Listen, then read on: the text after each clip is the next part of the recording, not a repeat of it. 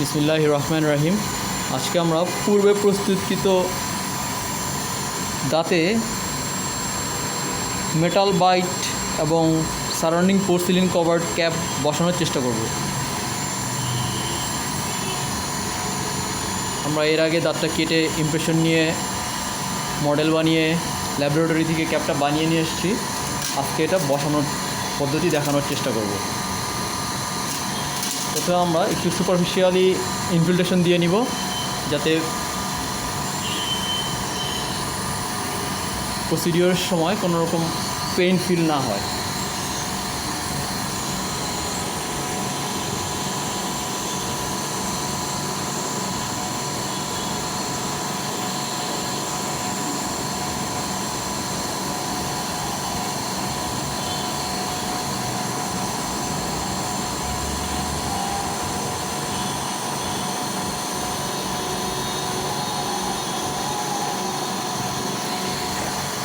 খাবার একটু বড়।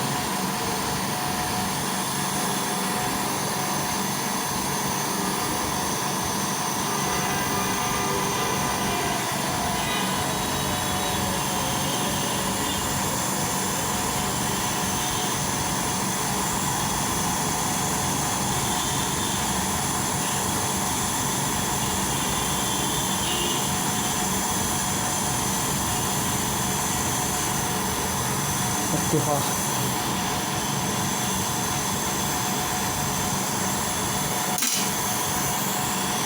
আমরা একটু সুপারফিশিয়ালি একটা লেয়ার ফেলে দিব উপর দিয়ে, যাতে অ্যাডহেশনটা ভালো হয়।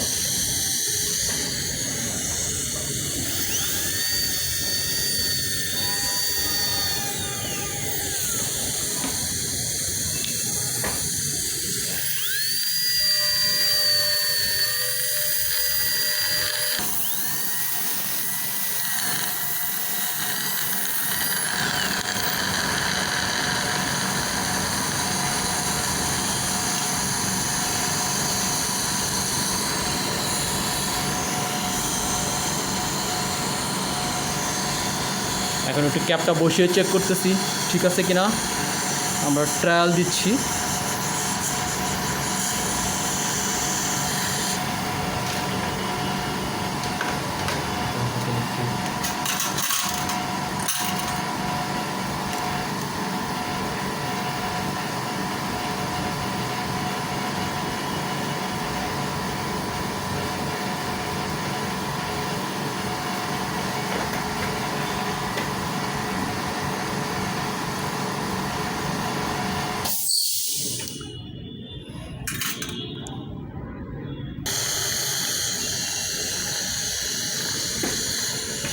কেমন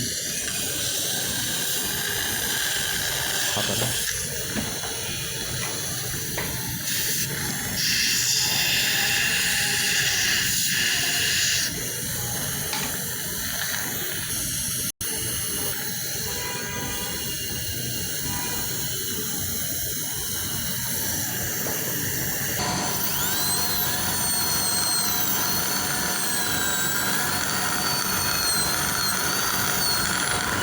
আমরা এখন এই ক্যাপের ট্রায়াল শেষ করলাম।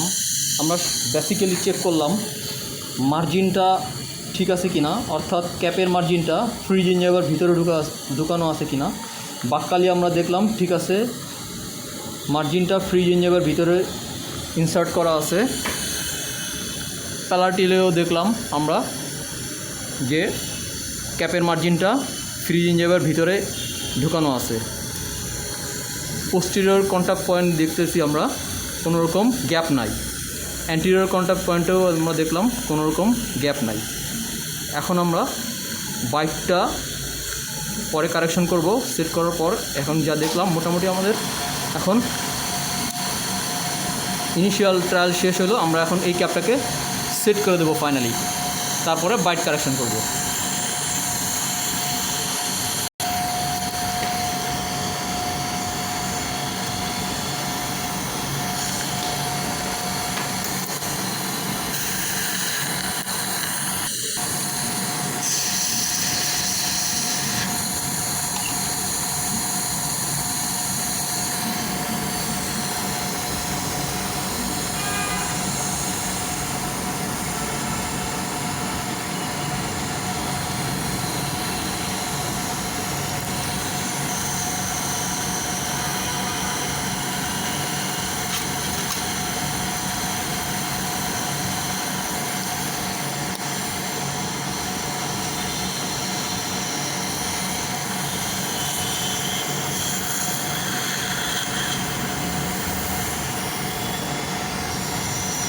কামড় দেন একবার, হা করেন।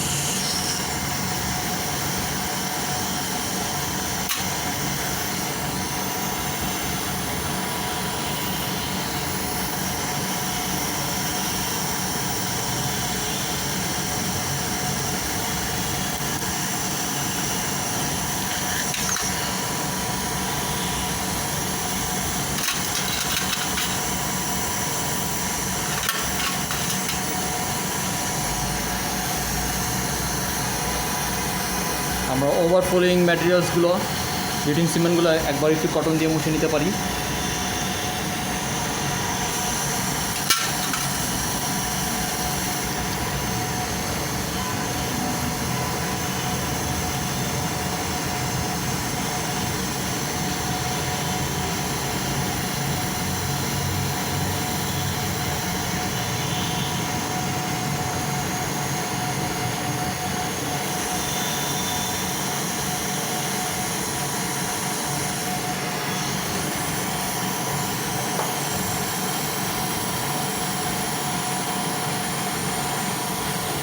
এরপরে ডেন্টাল এক্সপ্লোরার দিয়ে পরিষ্কার করে নিতে পারি।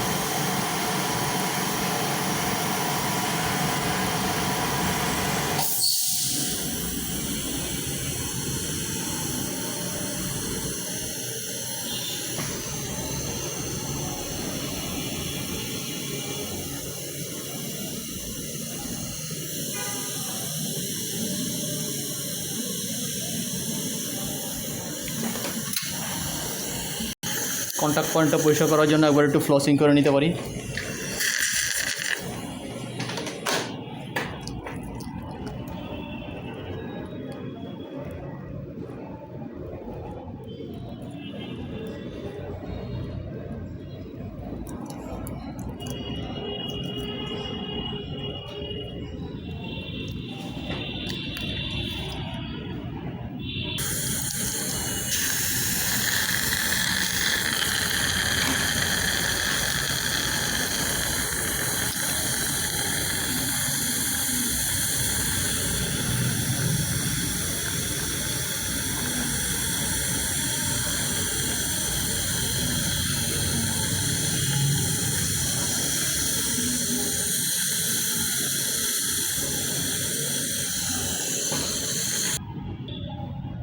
এখন আমরা একটু বাইকটা চেক করে দিব।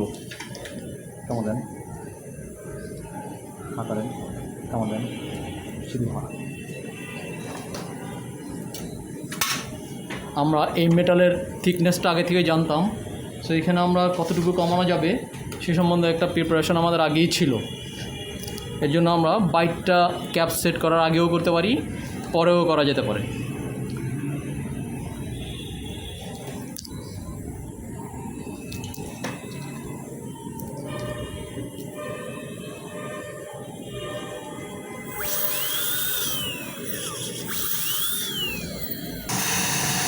দেন,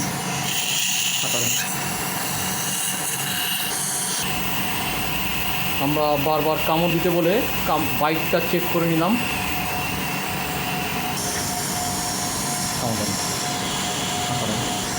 বাড়ি দিয়ে যাচ্ছে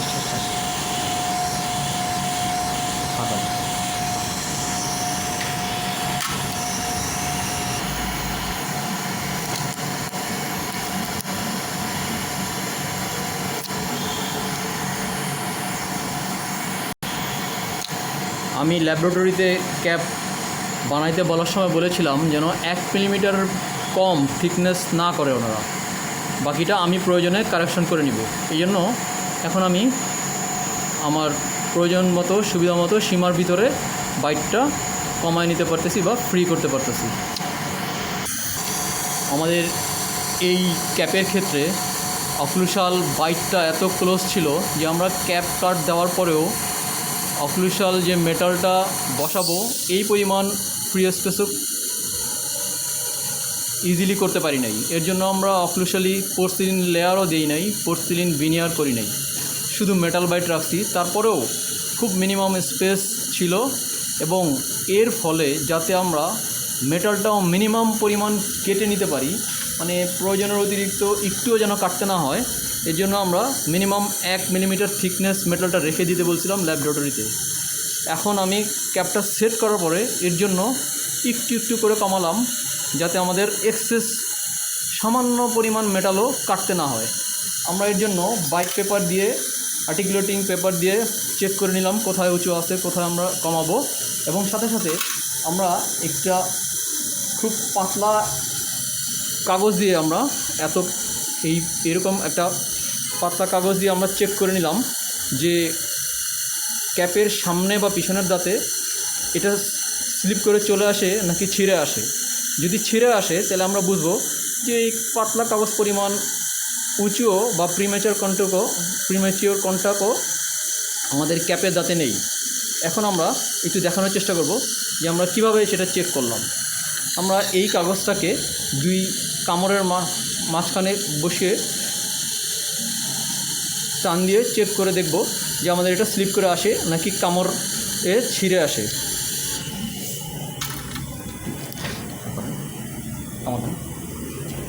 দেখলাম আমরা কাগজটা ছিঁড়ে আসছে এবং করেন অফিশিয়ালি আমরা এই ছিঁড়া অংশটা পাওয়া দিয়ে প্রমাণ হয় যে আমাদের প্রিমেচিওর কন্টাক্ট নাই এবং মিনিমাম পরিমাণ মেটাল লসের মাধ্যমে এবং ন্যাচারাল দাঁত কমপ্লিটলি 100% আনটাচড রেখে আমরা ক্যাপটা সেট করে দিলাম।